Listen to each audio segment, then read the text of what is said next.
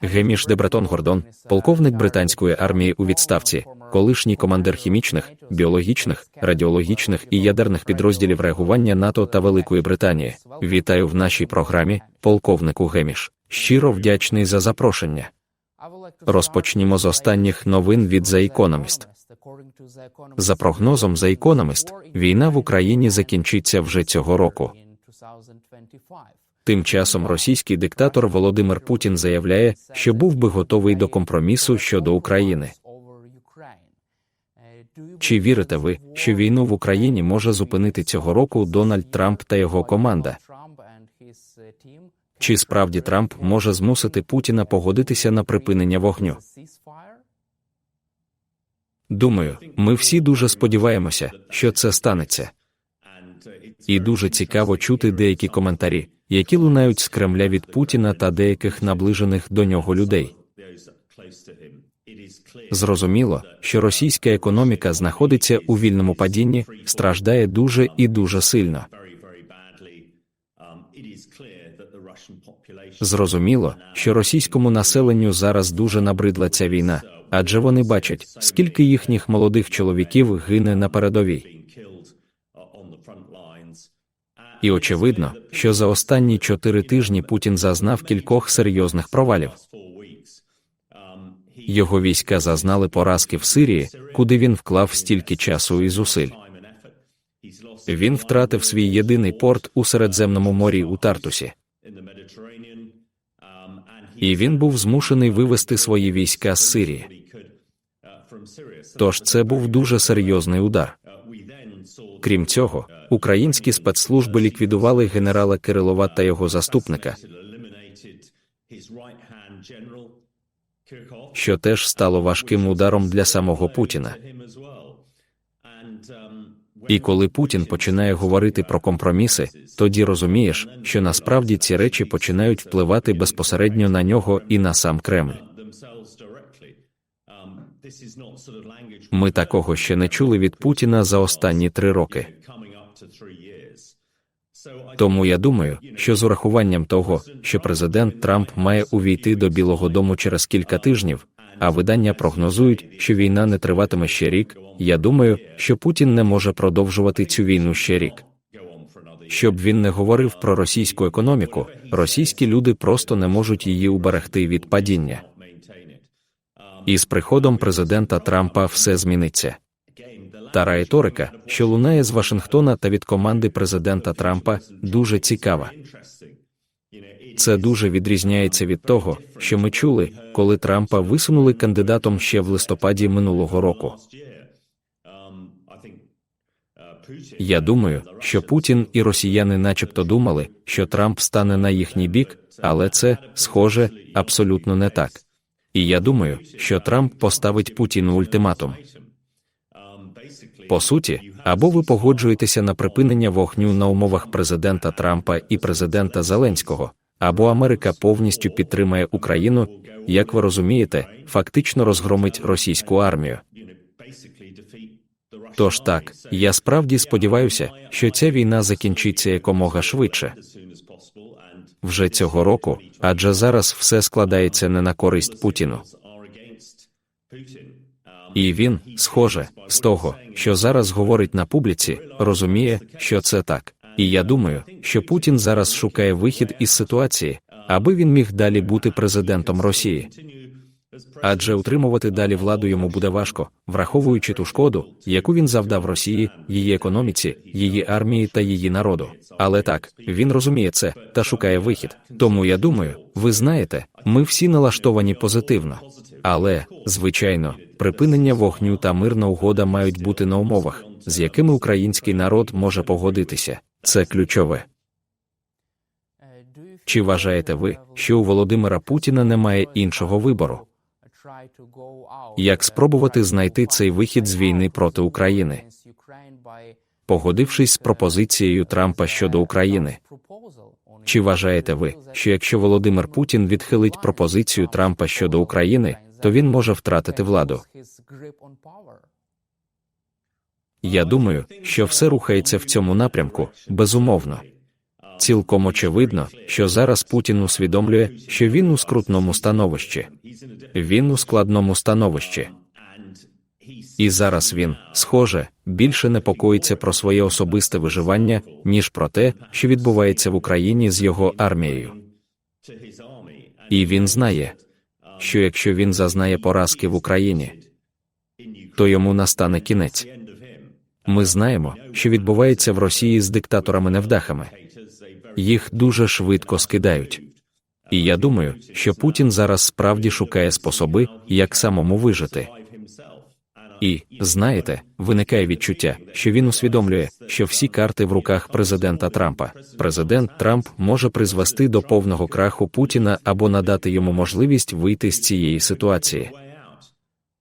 Але Путін знає, що його єдиний вихід – це якийсь упорядкований відхід з України, а не повна поразка. Якщо російська армія зазнає повної поразки в Україні, то Путіну кінець. І я очікую, що таким буде подарунок від президента Трампа. Тому так, я думаю, що Трамп має ключ до успіху. Що стосується президента Трампа, я не знаю його особисто, я тільки читаю про нього і слухаю його. Він здається тією людиною, яка насолоджується успіхом і намагається будь-що уникнути невдач. Якщо він зможе досягти припинення вогню в Україні на початку цього року, на самому початку свого президентства, я впевнений, ми почуємо, як він буде говорити про це по всьому світу. Для нього це буде найбільшим успіхом. Тому так, на даний момент, все складається на користь України, я думаю, а значить, проти Росії. І будемо сподіватися, що Трамп дотримається свого слова, коли стане президентом в кінці цього місяця. Схоже також, що Володимир Путін зіткнувся з численними невдачами протягом останніх місяців. Високий рівень втрат в Україні. Нездатність досягти стратегічних цілей у війні проти України. Виведення військ з Сирії. А також вони навіть збили цивільний літак Азербайджани Airlines. Ба більше, російського генерала Кирила ліквідовано. Як ви оцінюєте кожну невдачу, з якою Росія зіткнулася протягом 2024 року? Я думаю, що ви дуже добре описали те, що сталося за останні кілька місяців. Невдача за невдачею, а невдачі стають звичкою росіян. І Путін, схоже, зазнає невдачі практично скрізь, куди б ми не подивилися. Навіть минулого тижня росіяни, схоже, збили цивільний авіалайнер, убивши дуже багато людей. Знаєте, саме по собі це було б жахливо, безумовно. У західному світі змусило б президента або прем'єр-міністра тієї країни піти у відставку. Але якщо згадати всі провали Росії, величезні втрати на полі бою, то можна зрозуміти, що вони не можуть поповнити свою армію будь-ким іншим, ніж північнокорейськими найманцями. І за це Путін розплачується ганьбою і скандалом. Отже, путінська Росія зараз зазнає тисячі порізів, такий вираз відомий на Заході. Путін, можливо, не зазнає тисячі порізів, але кілька сотень, точно. І так, це справді дуже жорсткі дії, і вони серйозно шкодять Росії. Ініціатива має вирішальне значення у війні та в таких геостратегічних процесах. Ініціатива дійсно обертається проти нього, і саме тому, як нам здається, і як я думаю, ми чуємо його примирливий тон, який натякає на можливість знайти вихід, а не просто продовжувати боротьбу.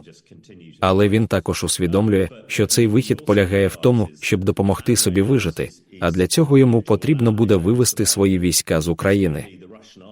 Не думаю, що в нього є інший варіант. Адже справи у Росії йдуть погано.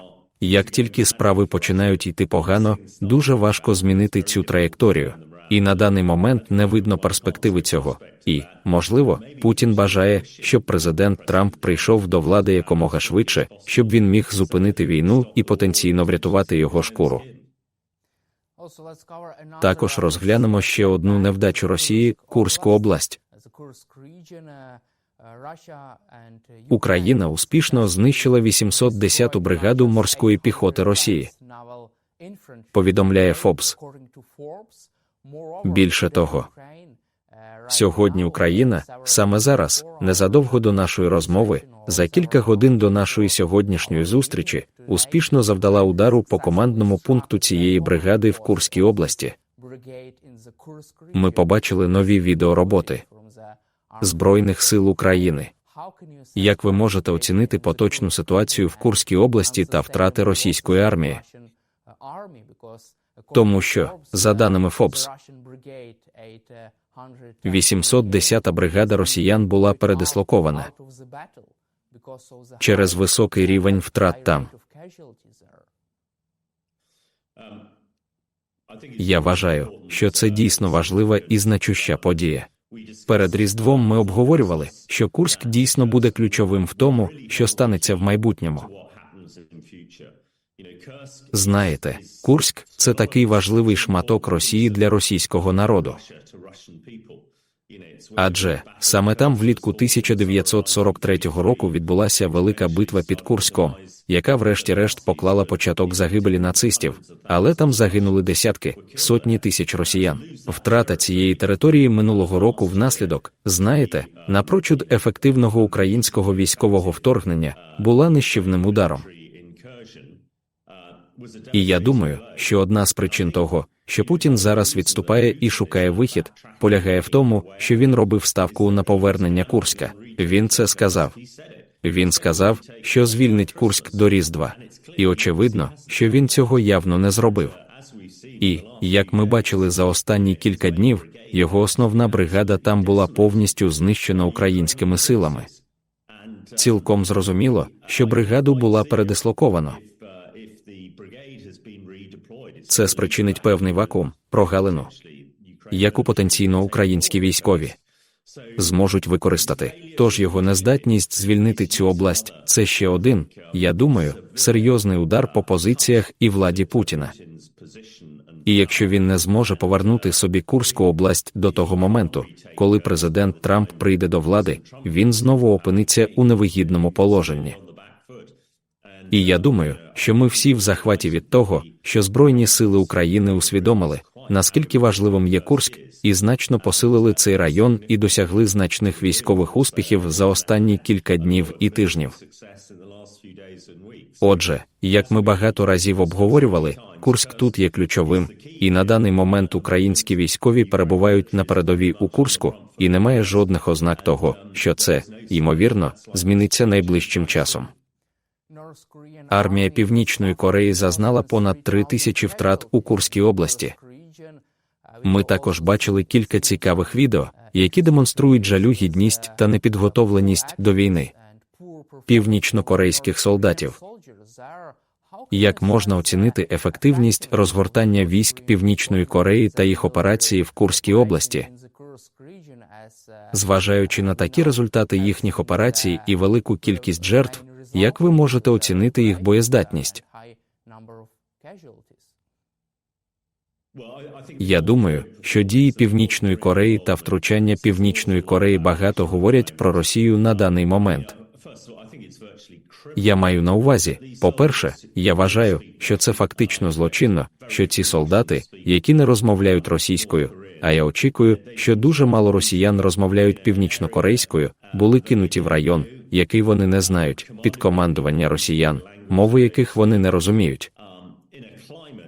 До того ж атмосфера, в якій вони перебувають, це цілком невідповідний клімат і руйнівна холодна зима на цій території для них абсолютно чужі.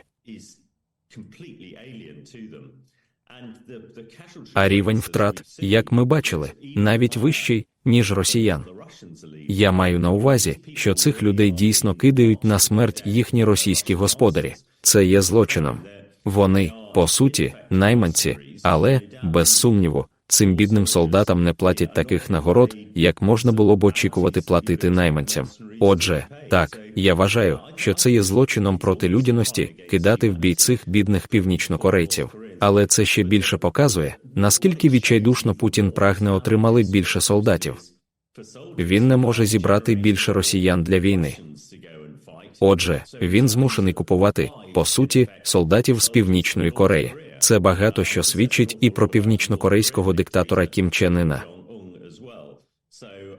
Тож так, я думаю, що це знову-таки, якщо дивитися з позитивної перспективи України, показує, що російська структура руйнується, і саме тому Захід та США повинні продовжувати тиснути на Росію, продовжувати підтримувати Україну, щоб Україна отримала мир, на який вона дійсно заслуговує, який зараз здається майже на відстані витягнутої руки. Чи вважаєте ви, що Володимир Путін очікував, що Північна Корея змінить хід цієї битви в Курській області? Чи ви думаєте, що він очікував від них більшого професіоналізму?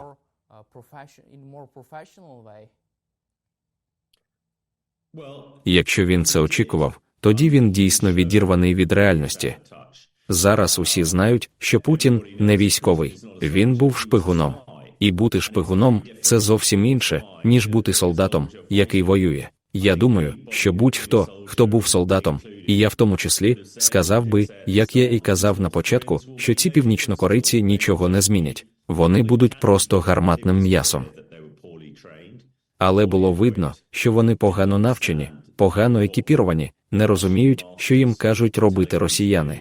І це було майже наперед вирішено, що їх будуть масово знищувати в таких масштабах, які ми зараз спостерігаємо. Тому я думаю, що це просто показує відчай, який Путін відчуває до солдатів, і повне нерозуміння того, як це – воювати у військових операціях. І, власне, вся Курська битва дійсно це показує. Ось чому я думаю, що ми всі багато разів обговорювали, що Курськ є настільки критично важливим. А Путін, схоже, лише посилює невдачу. І, знаєте, ключовий принцип війни – це посилення успіху, а не невдач. А він, схоже, намагається спросто посилювати свої провали, і, звісно, ми всі цьому аплодуємо. Я також хотів би обговорити з вами цю велику ідею розгортання європейських миротворчих сил в Україні. За даними Політико, президент Франції Еммануель Макрон наполягає на проведенні миротворчої місії в Україні. Як ви ставитеся до такої ідеї і чи очікуєте ви, що Росія погодиться на це? Тому що ми почули чергову заяву від Кремля та міністра закордонних справ Росії. Сергій Лавров відкинув ідею ведення європейських миротворчих сил в Україну та заборону Україні на 10 чи 20 років вступати до НАТО. Що ви думаєте з цього приводу? Я думаю, що це все частина військових і політичних дискусій, які зараз відбуваються. Я думаю, що всі сподіваються і хочуть припинення вогню, але буде багато факторів, які будуть потрібні.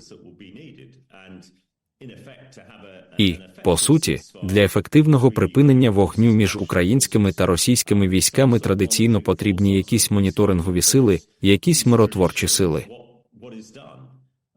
Тепер, коли президент Макрон каже, що це мають бути сили НАТО, французькі чи британські війська, знову ж таки, я думаю, що це створює додатковий тиск на Росію.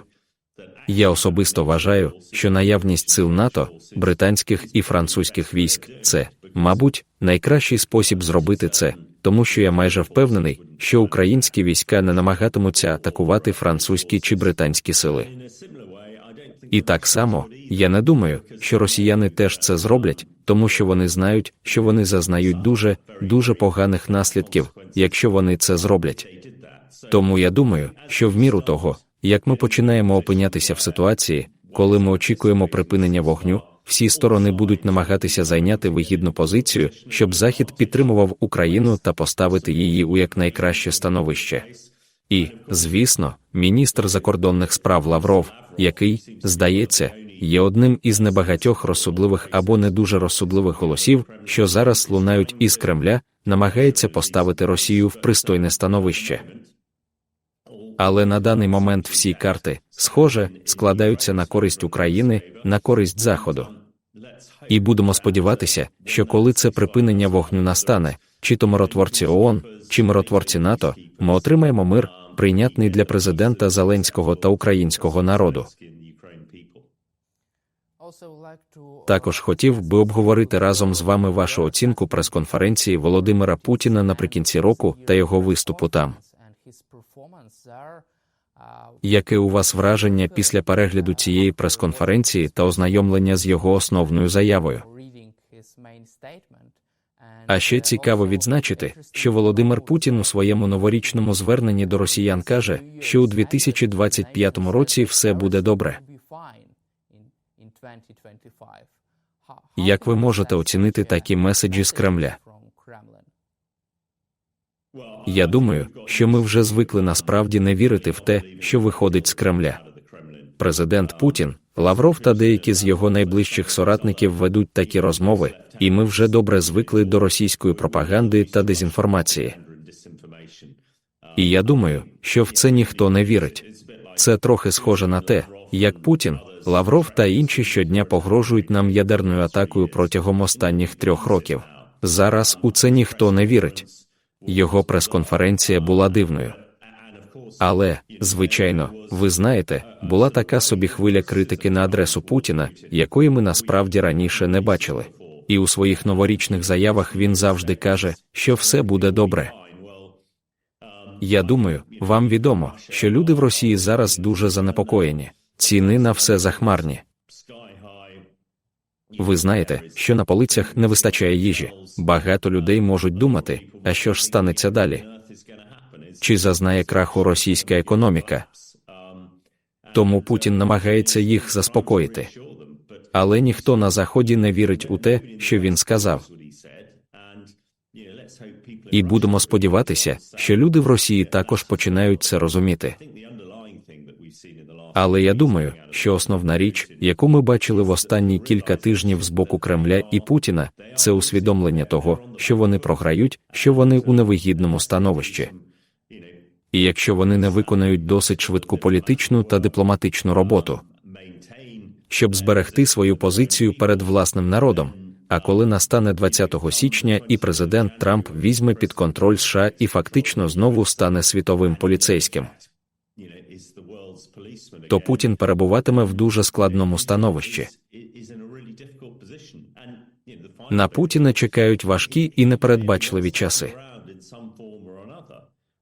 Але він знає, що російські диктатори-невдахи рідко живуть дуже довго після повалення. І я припускаю, що в цей момент перед його очима промайнула власна смертність. Тому ми чули дивні заяви у останні кілька тижнів. Сподіваюся, як ми обговорювали на початку.